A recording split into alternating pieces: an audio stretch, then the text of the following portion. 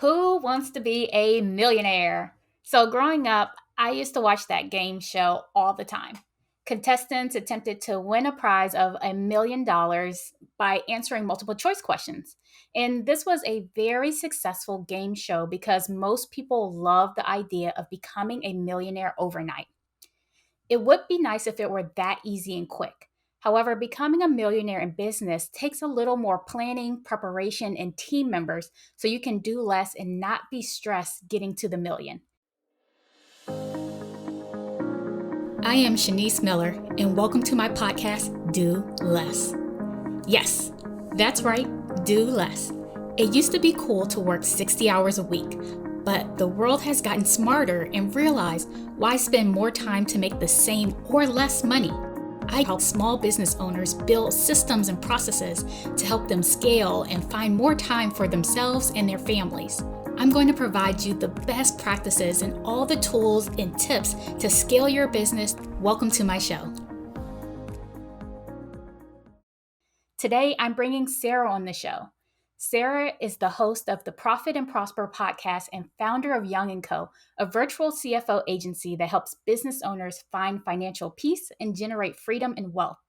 Sarah commits herself in her business to helping business owners be more wealthy and well by maximizing their profits and creating more confidence and stability in their business.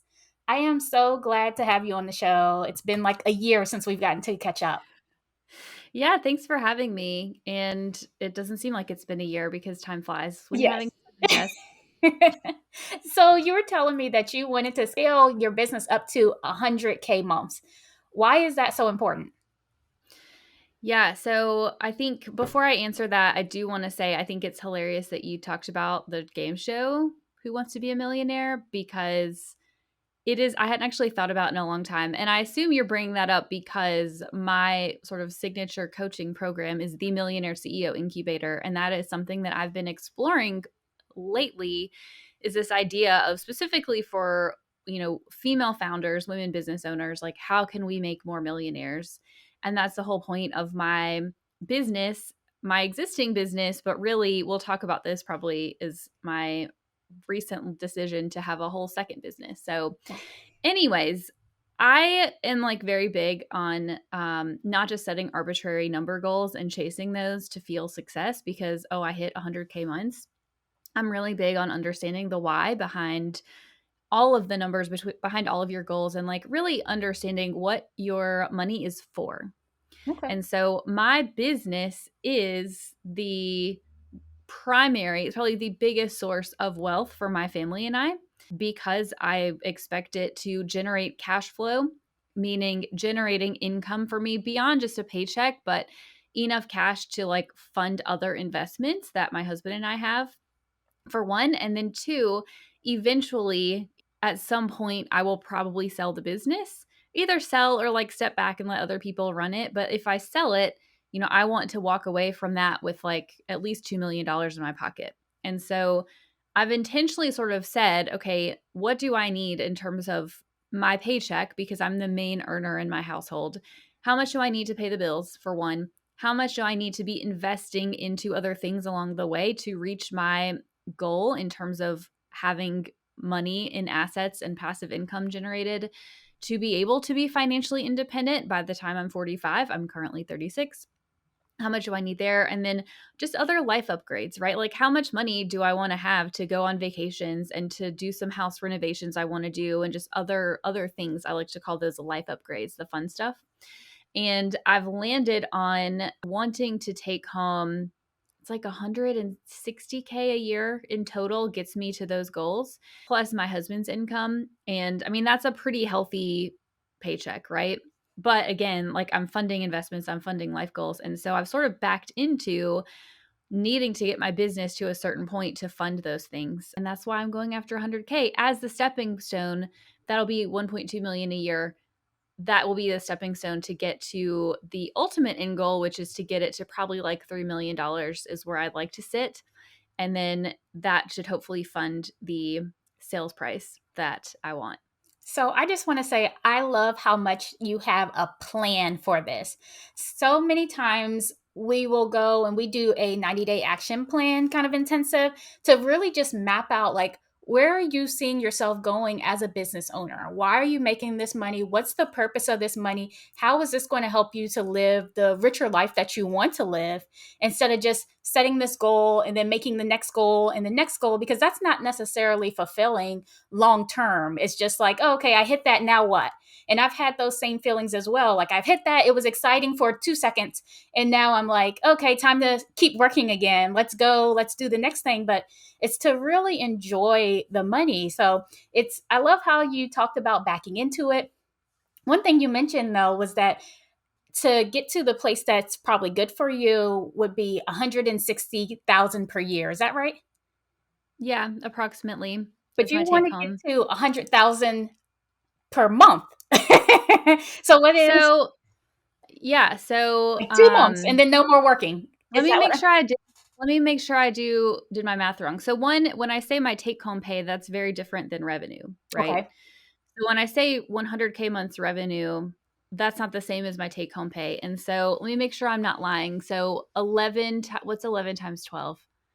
I thought it was usually 130, 121, 130, 121. So that's my 131. like, yeah, we'll call it 125 just for easy. I'm a numbers person, you guys. We'll call it 125. I need 30K to do my annual investments. And then, okay, so the 160, I lied. That's my living expenses plus my investments. That's like my bare minimum. And then my fun money on top of that would be like, I want to redo the deck on the back of my house and like put a porch in. That's probably going to be at least like 50 grand. It's going to be crazy expensive. So, we'll just round up to like 200 as a take home. And so when I add on taxes, for one, and when I add on, I like to buffer in an extra profit goal to have as like funding for my business for future investments, for future hires that I may need to make, plus the existing team members that I have. Like, that gets me to wanting to hit about 100K. Like, I could probably do it at like 90K, but I just will round up to 100 just to have a nice buffer. Okay. So you're kind of saying, like, with team members, all the other expenses, it ends up being like a 15% or so profit margin at the end of the day for everything. And you're like, that's really what I need to feel in a nice space without kind of going crazy.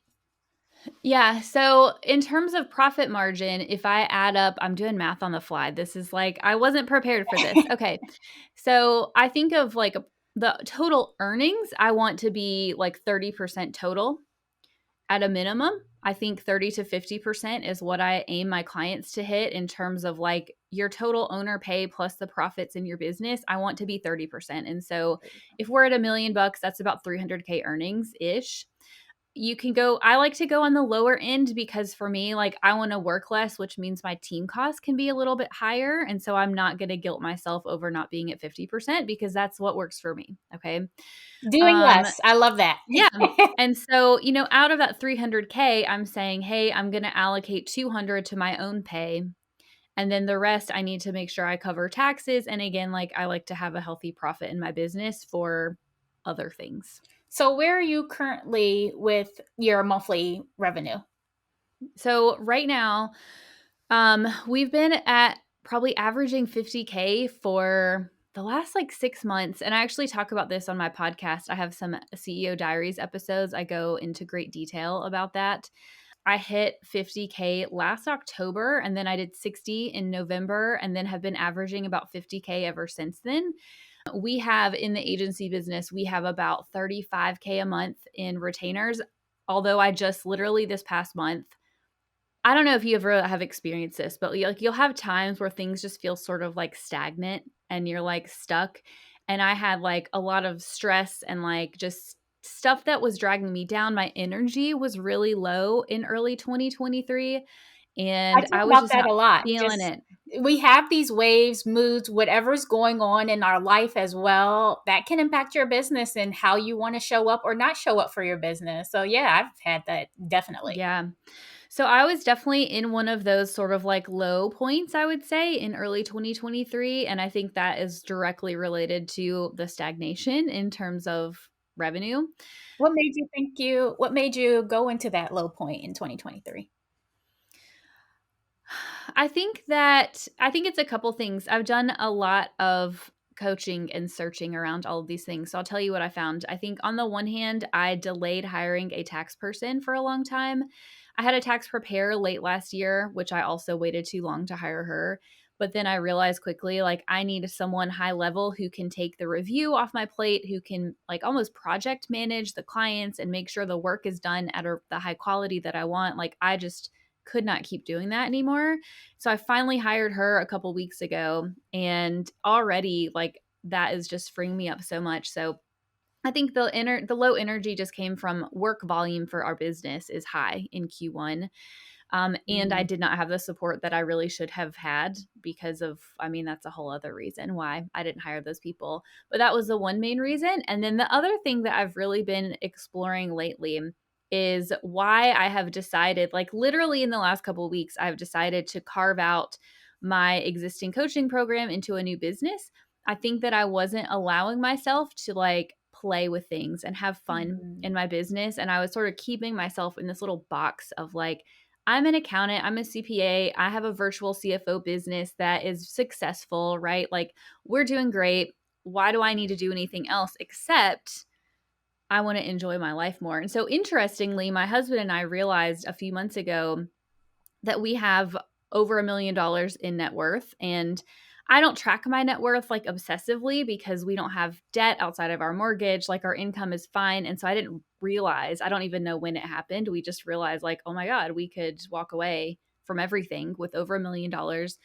And so it really raised this question of like, what am I doing in this business?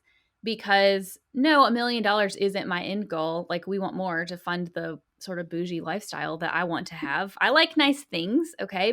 And I'm not ashamed of it.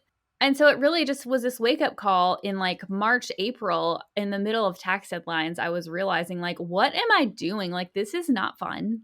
This is dragging my energy down.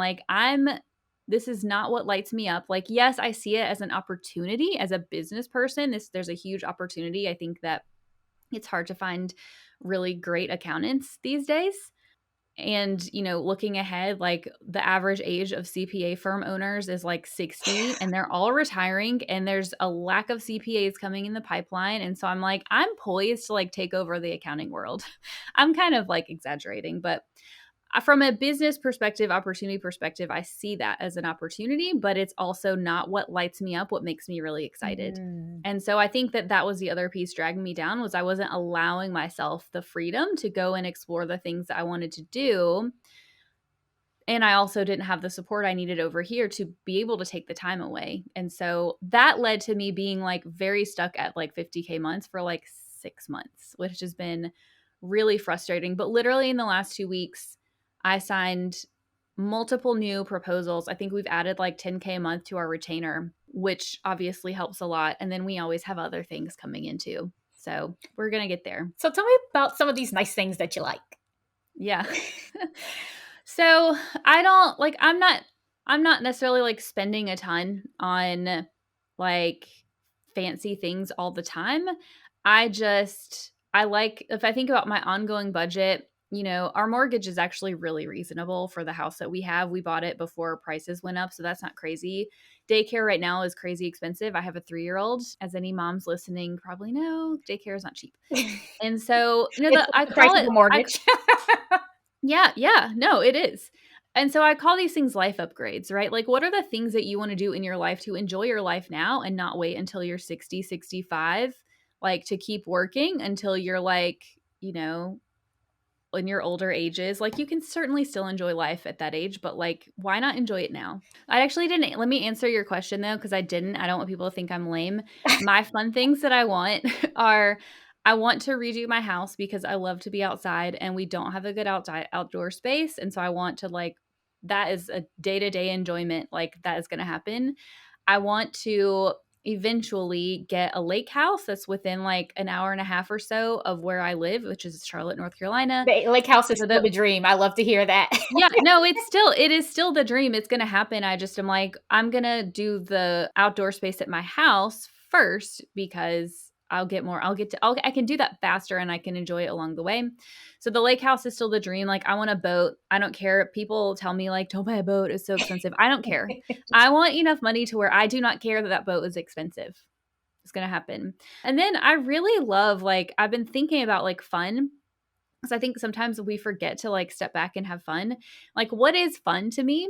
And sometimes doing new things in business is fun, but I'm like, no, we need to have things outside of business. And so I want to take tennis lessons because I've always wanted to learn, even though I'm not athletic.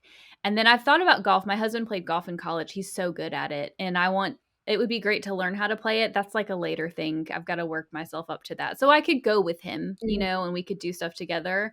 And then this is going to sound crazy, maybe not, but when I was little, I always wanted to do horseback riding and I never did for various reasons. When I And so was I younger, feel that was like, like my goal too. I'm like, I want to yeah, get on the horse and do horseback riding. yeah.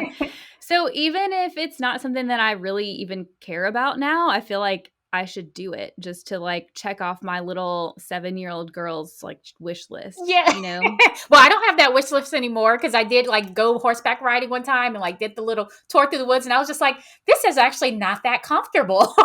Yeah. I Yeah. was just like, yeah, I'm good on the Yeah. lesson. Yeah. And like I also really love just like exploring things and new places. And so I think that travel will come now that my son's getting older. Actually, in 2 days we're going on his first airplane ride. And so I'm hoping that he does well because if he does, we're going to start going on more trips because I love to explore things. Oh, So his that's first my airplane ride. That's yeah. going to be too exciting. Where are you flying to? We're going to Florida first. It's only like a 2-hour flight. Get them My used to in-laws. it. Yeah, my See how it in-laws goes. live there. We're gonna have some built-in childcare and like go to the beach and stuff. So it'll be fun.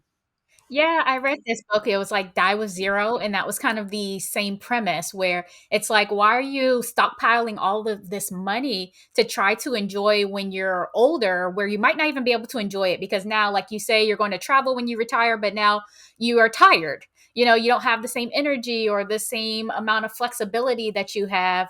But you're thinking you're going to do all this stuff, but you're going to end up just doing what you're in the habit of doing, which is going home, watching TV, wanting to work and not having that energy to actually enjoy the traveling that you would have done when you were younger. So I Yeah. absolutely love that fact that you're just like, Yeah. let me start thinking about it and living and enjoying my money, because too many times it's just like stockpile, stockpile, stockpile all of that money together. But how can we enjoy it now and do and craft out time and finances for the things that we really love to do?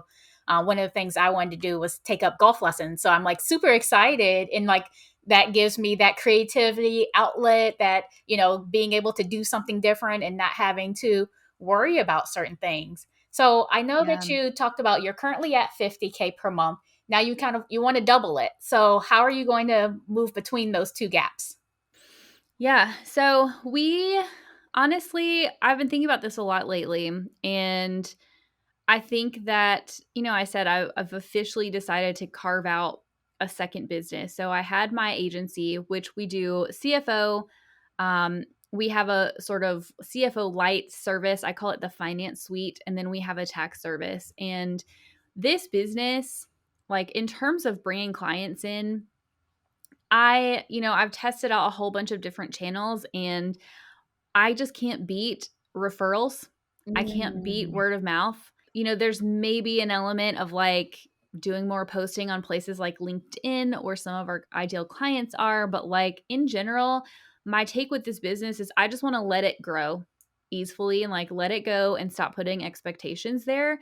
I feel pretty confident. Like we just signed these new retainers. I feel pretty confident that we can get up to like 80K months pretty easily by the fall without trying too hard because we have, fairly high ticket services, right? And so, that definitely helps. And so my goal, I have it broken down somewhere of like we'd like to take on, by the fall, like 1 to 2 more CFO clients, maybe like 4 to 5 more of the finance suite clients, which is like our sort of middle tier offer. And then in 2022, I think we added like 20 to 25 new tax clients. And our taxes are like a year round support package. It's not like tax prep by itself. And so we do less volume than the traditional accounting firm does. And so I'm like, if I just repeat that And in terms of the new monthly clients, like those are the numbers that we brought on last year. And so I'm like, if we just do that, like we'll get to about 80K in that business. And then I'm now thinking about like, okay, this 100K, I think it's going to be split out. So if we can get up to like 80K, which would be $1 million a year ish in this business over here, I think that will be about at my current team's capacity and will generate a healthy profit. And it will set me up to hire a CFO is my goal, to be like Q4, to be in a place to hire another CFO, because that's the last like client facing role that I personally maintain. And so I'd like to have somebody else in that role so I can begin to pull even more into the CEO role and just have less clients that I personally work with while still growing. So that's the plan over there. And then in business number 2, this is such messy action, y'all. I don't have a name. I don't have branding. I don't have a website, and I don't even care. So, That's how you find over, all the best offers. right. Just throw it out there and see if people Yeah. are willing to purchase or get that. Yeah. So, I have an existing coaching program over there, and I recently decided to do a secondary program. And so, not secondary, but just a different one. And so, what I really want to focus on in terms of it's like coaching and mentoring and speaking is teaching people to make more money. And when I say make more money, I don't necessarily mean sales. I mean in that paycheck sense. Like, how do you structure your business to give yourself a paycheck on the one hand? And then 2, how do you save and invest more money from your business? And specifically working with female business owners to do that, right? And so my existing group program is the Millionaire CEO Incubator. If you can tell from the name, it's more aimed. I always wanted it to be aimed at you're making money in your business. What do you do with that? And almost making it sort of like a hybrid of, there's some done with you elements. It's like very high touch support. I don't love calling it a group coaching program because it's not really that.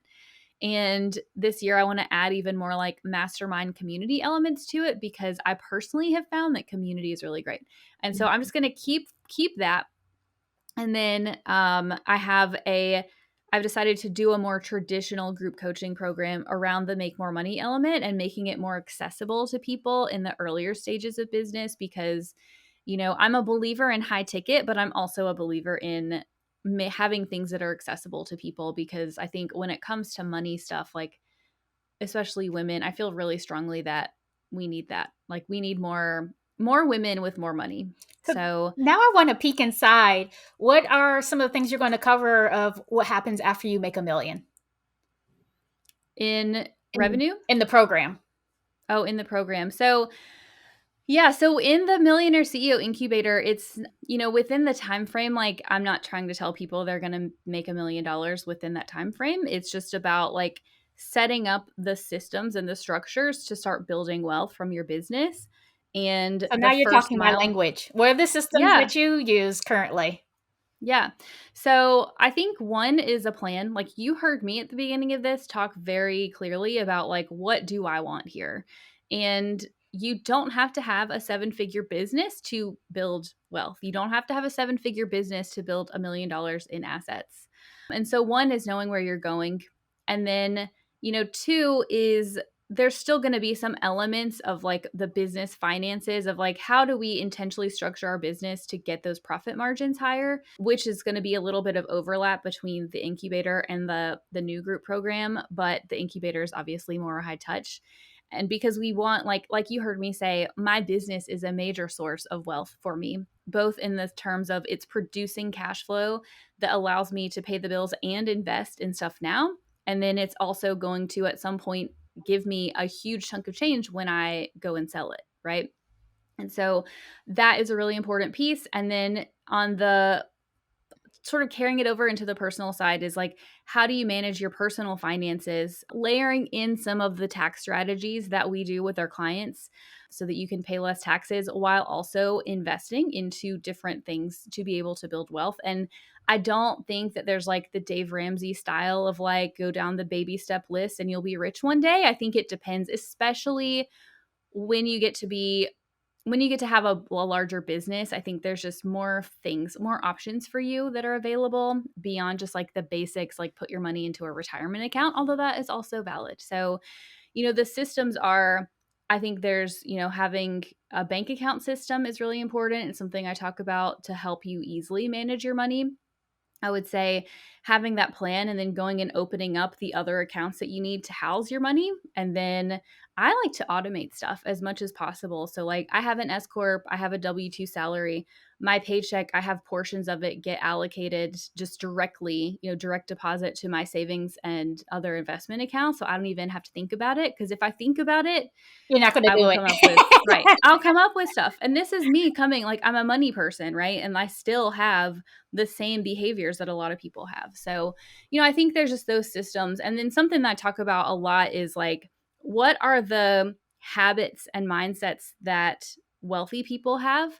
And so I'm drawing on my clients who have multi seven figure businesses and real estate portfolios, and they buy other businesses and all kinds of things. Like, what are those mindsets and habits that I see? And then I feel a little weird saying this, but like, me now having $1 million in wealth, like, what are mine, right? What are the things that I do? And so I think those are really important as well. So I really think I'm going to have you back on so that we can talk about these wealthy mindsets that people have, because I think that's going to just be such an amazing conversation, even just for our own personal growth. Yeah. So, Sarah, thank you so much for coming on. Thank you for talking about how important it is to have a plan. That's one of our biggest things that we do stress, the 90-day action plan that we help you with to really make sure that you are plotting out where it is you want to go, and so that we can get there while doing less. Could you please tell everyone, if whoever wants to learn more about you and your programs, how they can find you? Yeah. So the easiest thing is just go check out my podcast, the Profit and Prosper podcast. We talk about, me and my guests, we talk about money and business and all the things we kind of touched on here. So go and check that out. I live on Instagram most of the time. So I'm at It's Sarah Young. And then I also have a free mini course that talks about how to make more money so you can hire a team and increase your profit margins and all of that. You can get that at probably the link in the show notes. I'll make sure that we have that in there. But it's at millionaireceo.co/mini course. Well, this has been an amazing episode of Do Less with me, Shanice Miller. Share this episode with anyone who needs to hear this today. Leave a 5-star rating and review. And remember, if you're an entrepreneur and need to do less in your business, click the link in the description to work with me.